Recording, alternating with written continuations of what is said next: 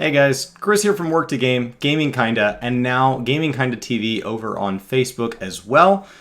That means that if you are watching this, it is October 13th or later, so I can finally share everything we learned from the media tour, but I do have a couple of disclaimers. First of all, Yoshi P opened his statement to us by saying a thank you to the medical staff over the last few years, and I would like to echo his thoughts. You've been asked of a lot in the fight over the last few years, and if 14 can help be a way to connect with friends or relax after a long day, then I am happy that I can share what we now know about Endwalker coming up very soon, and the devs hope that in some small way that can be a thank you and a place for you to enjoy and appreciate all that you do. Second, a disclaimer about the content itself. We were given brief access to a development build of Endwalker. Any footage I used from this time is development footage and will be labeled as such. Any of this is subject to change, any tooltips, any potencies, anything I show as they put the finishing touches on Endwalker may be subject to adjustments. Now, when I look at the things that affect all of the tanks, during the Job Action Live Letter, a statement was made that defensives used at optimal times by main tanks and even off tanks would benefit the tank. I didn't see this directly in the content that we were allowed to try at the media tour, but it could possibly refer to a change in how mitigation is used in encounters by making mitigation windows more meaningful or just making things hit harder. We didn't get a chance to do a lot of level 90 content, and so we'll have to see what that means. This statement still rings around in my head the way it was stated. Do jobs, just the way their changes in mitigation work? We've seen changes to things in the past, and I hadn't heard a statement quite like this for past expansions. So either I'm misremembering the way they've always presented these changes in the past, or I'm just not understanding quite yet what this means in how this is drastically different than any other time we've added or changed defensives moving into an expansion. The second statement was that ranged abilities no longer break combos for tanks or melee jobs. This is massive. Having tried every single job during the media tour, I can tell you that if I broke a combo, I now knew for a fact it was my fault. This gives me the ability to aim to improve at a pace that is entirely my own, and without the added layer of wondering, did the encounter make me mess up? Was there something weird about an ability that was called for breaking a combo? Trying to keep my uptime up with these ranged combos as I move out, I now get to make my own choices on what skills I prioritize within certain burst windows, and everything I do as far as completing combos, whether or not I am using a ranged attack, uptime is something I can now maintain while also trying to complete combos, which is something this expansion seems to be heavily leaning into across a number of jobs. This is a factor that has bugged me throughout Shadowbringers as I've aimed to improve as a player, and I think this is a wonderful change moving forward. Next, there was a statement that the parity between physical and magical attributes was different, and it was a carryover from the A Realm Reborn development, and that has now been fixed and will mean that physical abilities potencies would need to be lowered if the ability was to be doing the same damage relative to Shadowbringers. So behind the scenes coefficients, these things that we weren't really seeing outright represented in the UI cleanly and openly like potency is in a tooltip, will make it easier moving forward. But keep in mind that as we see potency adjustments, this is different than the stat squish, as we see potency adjustments, an increase in its strength might mean that the potency stays the same or goes up, and a decrease in an ability's strength, something for it to be nerfed, would need to be lowered even beyond what this is calling for. So as we compare potencies, when we talk about the fact that layered on top of this we have an attribute stat squish, everything's going to work just a little bit differently moving forward. The biggest thing that I can say we can take away from everything we can see right now, besides nerf and buff, is how do abilities compare to each other? Are there abilities that went up while other abilities went down within the same class? And does this help us understand where the importance of a combo action matters versus does the ability get as penalized when it's not used as a combo action? And that'll give us more of their mindset moving forward. And then, of course, as we see, theory crafters get into actual rotations, that will help us understand what this means as far as the way we play. And all of that will be useful when we get into the context of the game itself this November. Now, the stat squish is something independent of this, so any damage, any flyover text you see in any videos anywhere, that is, of course, going on. So remember that that's just going to feel different. I actually didn't feel any... I don't really feel the stat squish is something that felt any different than what I would say at media tour footage going into Shadowbringers, which was not filled with a stat squish. The potencies that are all shown are still subject to potential adjustments, so we are looking at the overall mentalities of what we learned, knowing that there might be still a few moving parts as they get down to the wire with what they can still change. I don't remember them stating exactly when the build date of our media tour build is from, but obviously from when that build was finalized to prep it for us to the build that releases on November 19th for early access to Endwalker, that will be a window that they could still change things. And lastly, looking at all of the tanks, let's look at role actions. When looking at the 4 tanks, while many abilities such as tank stance, ranged actions, gap closers, and even to some degree things like invulns can be similar, these 7 actions are literally shared. They're identical in every single way across the role and have not changed at all moving into Endwalker. Rampart, still a defensive. It's a flat 20% mitigation for 20 seconds. I felt a little softer in the one dungeon they let us try, but that could be that I was playing on a character without my proper keybind, so I was a little bit off. It could be that our healer, who was trying and adjusting incredibly well, was playing on Sage, so her total playtime adjusting to that class could not have been that much. Considering she is a healer that can clear E12, she still only had the job for a couple minutes, basically, before we went into the dungeon. A lack of familiarity with the encounters and anything that's going to work a little bit different in the way the encounters are designed. This is also only slightly insightful because the dungeon was not level 90 content, much less things like raids, trials, or even crazier savage, so it'll be hard to show if mitigation will feel worse or better this time around until we get into actual content. Low blow is still a 5-second stun. I would love to see this used more in encounters. That's not something we can know until we see the content of Endwalker. I just personally think that things like dungeons, which we did get to see one dungeon as well as some open world content, that's a sliver of what Endwalker could offer, and I would love to see this used more as we get into raids, alliance raids, definitely dungeons. Provoke, enmity, threat, hate. Shadowbringers turned this on its head with the shift to tank stance, and that does not appear to have been a big focus of what we are seeing moving into Endwalker. We're largely going to see that the same as Shadowbringers. It's the same 30-second cooldown, so if anything feels different as far as your ability to shift between main tank and off tank, especially as we talk about tank swaps where you're trying to rotate which tank is in charge, that's all going to likely feel different from the rotation side of things, which some jobs rotations this expansion changed a lot more than others. Interject, like low blow, I honestly just hope it gets used more. I think interrupts are not nearly used as often in this game as I would like them to be. I think they're something that adds an unpredictable additional task you need to do in your rotation, especially in content like dungeons, which don't have a harder mode available. Casual beginner players would just get hit by it. No big deal. They just have to pull slower because they're getting hit by extra stuff. Players that are willing to optimize that a little bit have one additional thing that they can practice doing. Knowing that dungeons are also something that we regularly outgear, we regularly don't need the gear from, and we're running them for roulettes to get tomes, this would be something that I think would add a lot of variety to dungeons. Just stuns, interrupts, things like that would be more intriguing in my mind. I don't see anything here saying that interject is going to be used any differently than it is now. Now, reprisal has not been changed at all, but is honestly just a god-tier ability.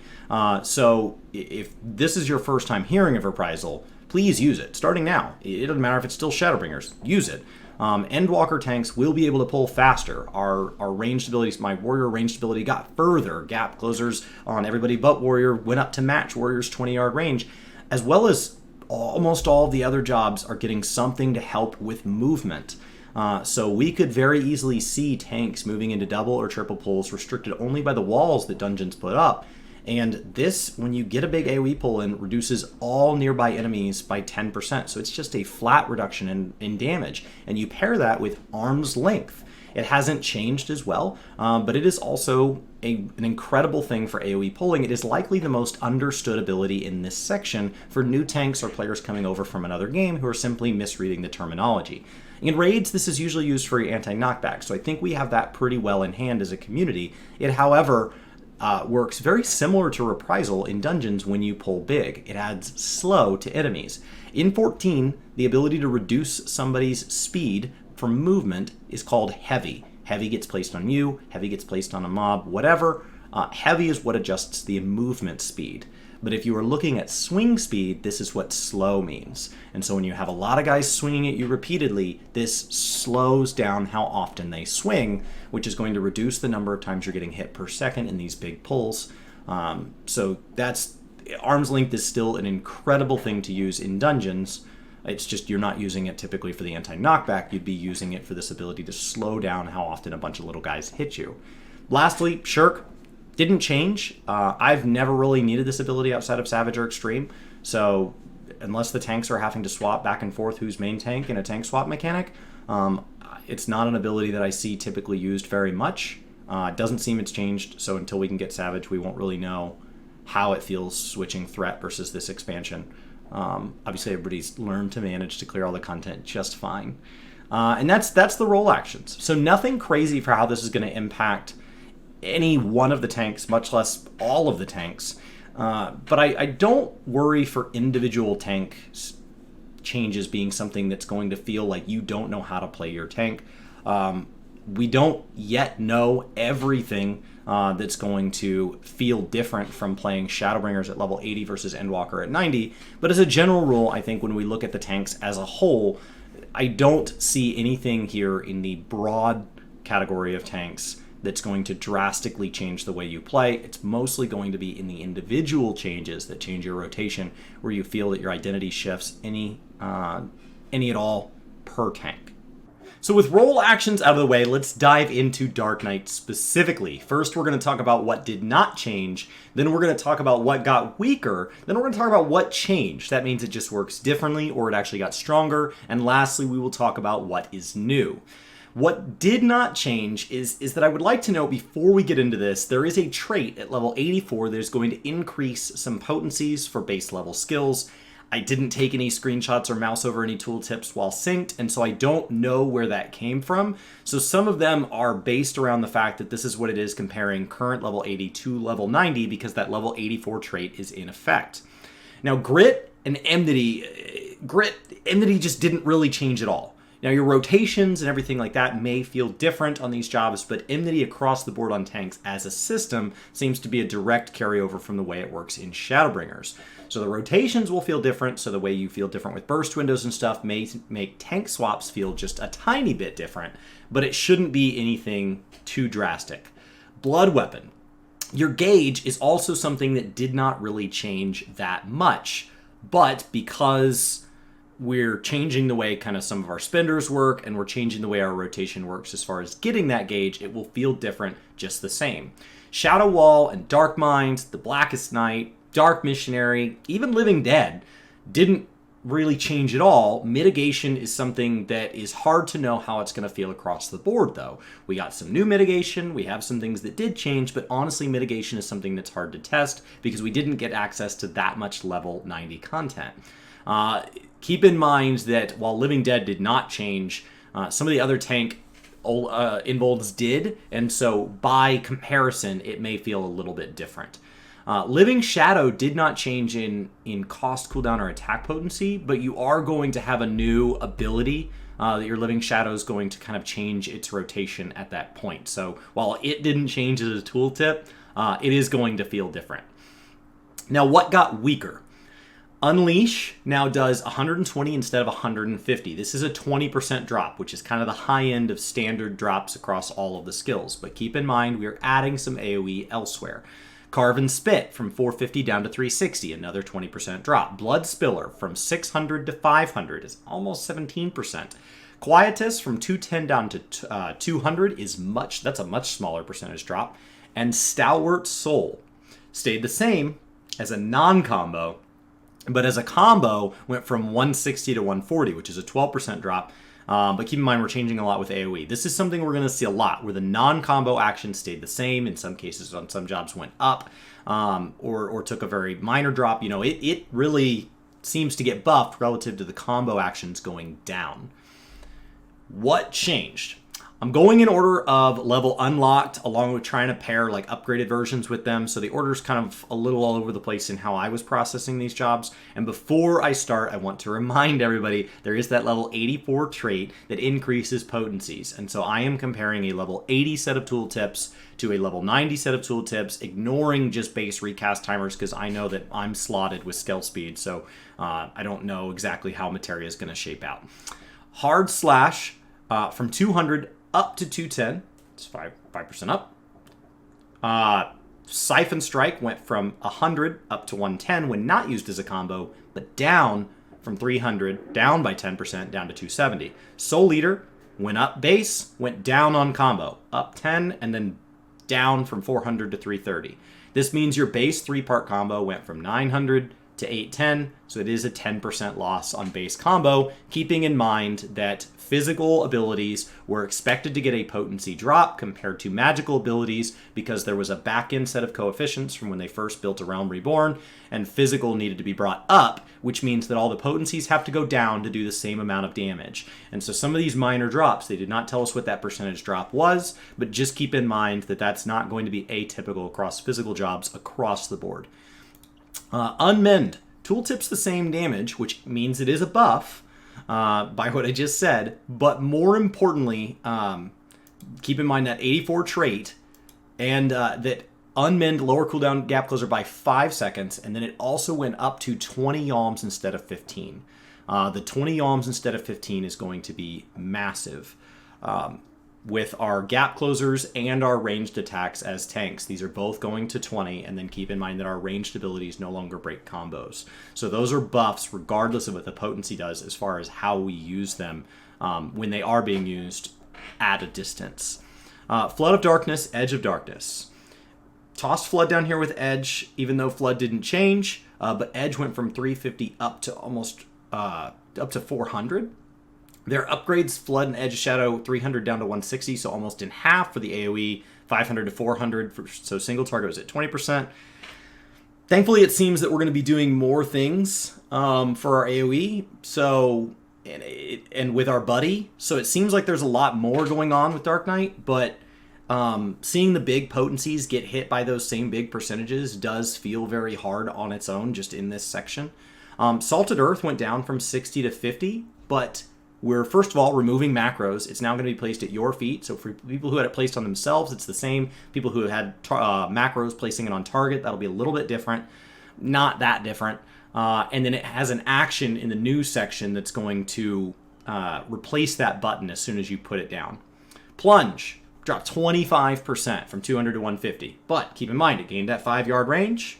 And we are now going to not be breaking combos with it. So I think this is a big win across the board, especially when you use Unmend, and above level 84, you can take 5 seconds off of it for enhanced Unmend. So I think that Plunge will be something that we have a lot more use for now. I think it's a good thing. Abyssal Drain.